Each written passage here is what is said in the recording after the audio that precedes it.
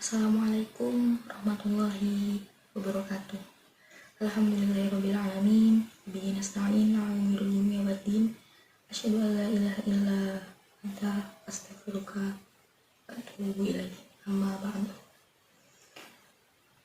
Anak-anakku kelas 10 IPA 1. Alhamdulillah kita bisa berjumpa lagi pada pertemuan kali ini yang mudah-mudahan selalu Allah berkahi untuk kita semua. Amin. Alhamdulillah, bersyukur pada Allah yang telah memberikan kekuatan kembali untuk anak-anakku kelas IPA 1 belajar. Semangat di balik segala ujian yang Allah titipkan kepada kita semua. Pertemuan minggu lalu anak-anakku memperkenalkan diri. Ya, ada yang dari Banyuwangi, ada yang dari Sumatera, ada yang dari Kalimantan, jauh-jauh rupanya. Ada 3 orang di sini ya. Siapa yang dari Banyuwangi namanya? Oh iya, Saputra. Terus yang dari Sumatera namanya siapa? Oh iya, Hudan. Dan ada juga dari Kalimantan. Dan banyak juga yang dari Jember rupanya ya. Ya alhamdulillah, Allah memberikan kesempatan kembali dan Bu Sofah bisa kembali berinteraksi dengan anak-anakku kelas 10 IPA 1 tercinta. Dan Bu Sofah pada awal pertemuan Bu Sofah mengatakan, dan sekarang Bu Sofah akan menepati janji bahwa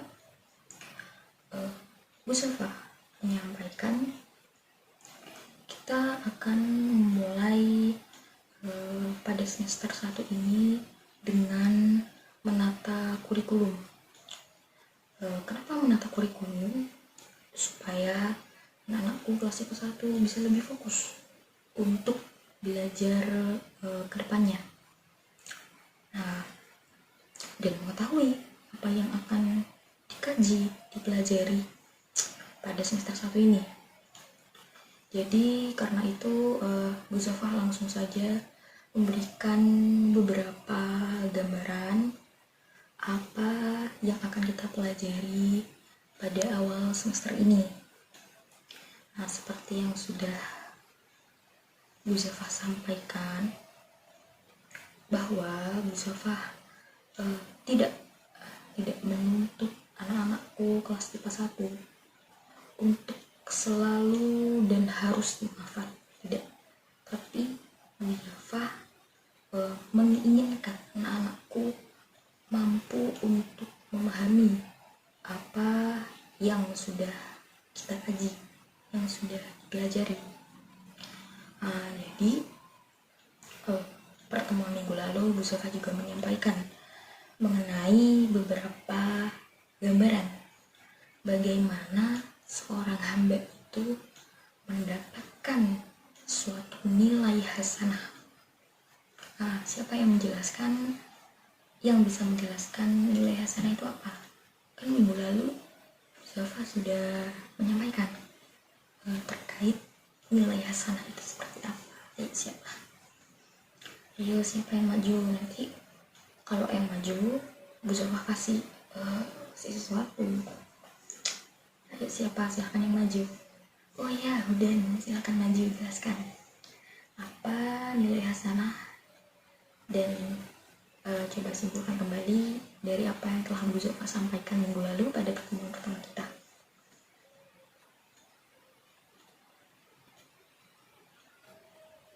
Ya Mas, silahkan. Mungkin ada yang lain. Oh iya, Mas siapa? Mas Saputra, ya silakan. Apa itu nilai hasanah? Lebih disempurnakan lagi. Iya betul, seperti yang sudah disampaikan oleh Mas Hudan dan Mas Saputra, bahwa nilai hasanah adalah nilai yang kita dapati saat kita mengerjakan suatu ibadah. Misal mengerjakan sholat, kita mendapatkan nilai hasanah. Mengerjakan zakat, kita mendapatkan nilai hasanah. dan masih banyak lagi. Nilai hasanah itu nilainya 10 poin atau mendapatkan 10 pahala.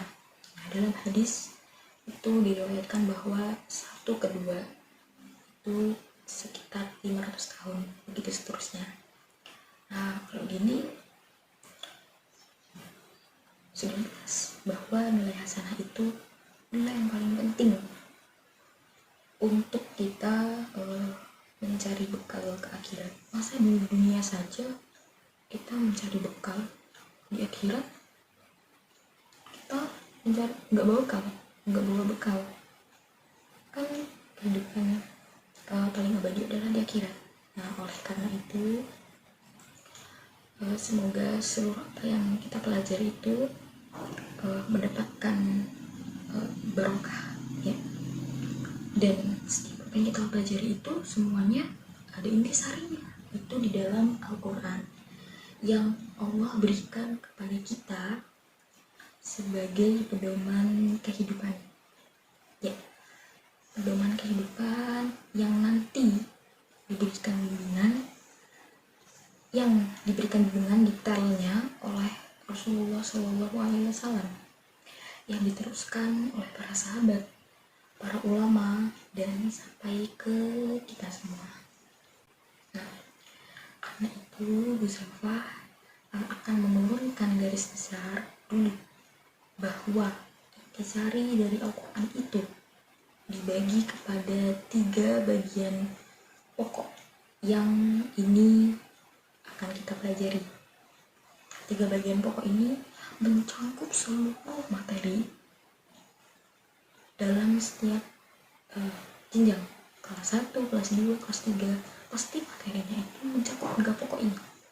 Yang pertama, persoalan akidah atau keimanan setiap hamba, khususnya bagi orang Islam. Nah, di antara sekian banyak ayat yang diwahyukan kepada Rasulullah SAW, Allahumma sholli salim barik alaihi, dijelaskan kepada kita semua umatnya sampai kita bisa berinteraksi langsung dengan bacaan kepada Al-Quran, penelitian sampai kita bisa mengamalkan dengan baik aspek pokok pertama, yaitu tentang persoalan keimanan yang turunan-turunannya itu merupakan keyakinan kita kepada Allah Subhanahu wa Ta'ala, harus dipelajari. Karena nanti kalau kita tidak mempelajari dan kalau yakin kita tanpa ilmu, hanya di lisan saja, seperti mengatakan saya orang Islam, tapi hati tidak beriman, tidak mengerjakan amal soleh, dikasih mie instan goyah, dikasih kata-kata mutiara goyah.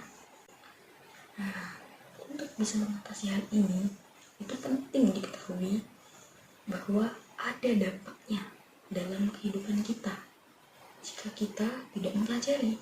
Nah, yang kedua adalah terkait dengan akhlak, seperti apa yang kita pelajari. Nah, 3 ajaran pokok dalam akhlak itu ada apa? Sebutkan. Gak ada yang tahu, mungkin anak pondok tahu. Nah, iya, betul. Takhalli, dan tajalli. Nah, nanti kita menemukan sifat-sifat jelek yang dikerjakan oleh bagian tubuh. Nanti ditemukan ayat-ayat yang melarang kita berbuat jelek. Nah, itu sifatnya takhalli, melepaskan segala sifat-sifat yang jelek seperti mencuri, berbohong, itu dilepaskan semuanya. Yang kedua, takhalli, menghiasi diri kita dengan sifat-sifat yang baik. Nanti ada ayat-ayat yang membawa kita untuk berbuat baik, jujur, tidak berbohong, tidak mencuri.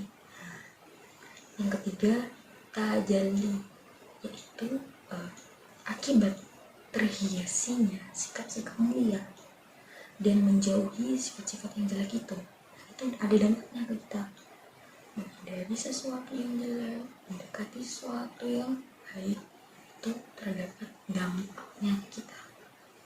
Selanjutnya yaitu interaksi kehidupan sosial. Individu sosial berarti termasuk dalam aspek muamalah.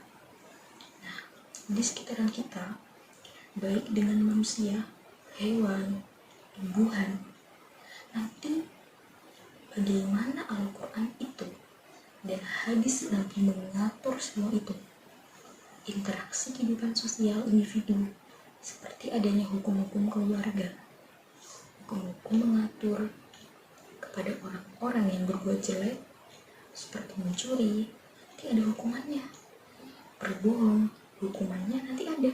Tidak tampak di sini, tampak di akhirat. Semua punya hukum, baik di alam kubur, baik di dunia, baik di akhirat. Berbeda tempat, maka berbeda hukum. Dalam aspek-aspek ini termasuk hukum fikih. Nanti kalian pelajari hukum fikih. Muamalah itu interaksi ada dua interaksi, yaitu kepada Allah, yaitu ibadah, sholat, puasa, haji, beramal yang baik-baik. Ayat-ayat itu membimbing kita bagaimana cara kita berinteraksi dengan Allah lewat ibadah untuk mendapatkan manfaat-manfaat ibadah itu. Cara sholat itu bagaimana? Apa yang akan kita dapatkan dengan sholat itu? Bagaimana dampaknya jika kita mengerjakan sholat dengan benar? Itu selalu ada ketersambungan, keterkaitan. Muamalah berhubungan dengan makhluk seperti hablum minan nas, seperti yang Muzaffar contohkan tadi. Hai, hukum berkeluarga, berteman itu bagaimana? Itu interaksi sosial. Ya, ini termasuk ilmu fikih juga. Nanti turunannya ada usul fikih. Itu pasti dipelajari nanti di pelajaran fikih ya. Nah, jika sudah mengetahui tiga aspek ini, akidah, akhlak, muamalah, menyangkut ibadah dan interaksi, maka insya Allah lengkap sudah tuntunan kehidupan kita. Dan jika kita memahami, ini tinggal dipraktekkan dalam kehidupan sehari-hari. Insya Allah jalan terang kehidupan itu bisa tertata dengan baik dan mudah dilalui sepanjang iman kita mantap, akhlak kita mulia, dan fikih kita kuasai, sehingga bisa bersikap dengan benar, berdampak dengan benar, berdampak kepada sikap dengan baik, menjadi sopan. Ada dampaknya, semua ada dampaknya. Nah, ini dalam konteks ibadah kepada Allah maupun dalam konteks interaksi sosial kehidupan. Kita pelajari akidah dulu sehingga keimanan kita kuat, dan nanti belajar juga kalau misal ada yang menyoal, misalkan begini jawabannya apa, kalau di soal begini bagaimana jawabannya apa. Nanti ada pertanyaan-pertanyaan dari beberapa masyarakat mengenai Islam, kita bisa jawab. Dari konteks dulu itu sudah ada pertanyaan, dan itu pertanyaan itu kembali ditanyakan di zaman sekarang, itu pasti kita bisa jawab. Setelah selesai nanti pindah dari akhlak ini dan hukum fikih yang akan dikaji. Mungkin apa ada pertanyaan dari anak-anakku? Ya, akhlak itu ikatan supaya iman kita kuat. Iman itu yakin, kita mengikat keyakinan kita supaya iman kita kuat. Seperti yang sudah dijelaskan dalamku. Ya, semoga mudah-mudahan Allah memberikan waktu yang lapang untuk kita belajar sehingga lebih terukur dengan baik. Selamat berjuang untuk mendapatkan ridha Allah Subhanahu wa Ta'ala. Tetap konsisten dan komitmen karena tantangannya itu tidak mudah. Nanti kita belajar. Mungkin ada pertanyaan lagi? Ya sudah, tidak ada. Karena sekarang Uzafah mau rapat begini, jadi pertemuan kita diakhiri dulu. Mari kita baca istighfar 3 kali, doa kafaratul majelis, dan alhamdulillahirabbil alamin. Astagfirullahaladzim, astagfirullahaladzim, astagfirullahaladzim. Subhanakallahumma wa bihamdika, asyhadu an la ilaha illa anta, astaghfiruka wa atubu ilaik. Alhamdulillahirabbil alamin. Assalamualaikum warahmatullahi wabarakatuh. Oh ya, nanti cek kelasnya ya nih, tolong di data siapa saja yang tidak masuk, yang sakit nanti taruh ditulis taruh di ruangan, di meja Bu Uzafah.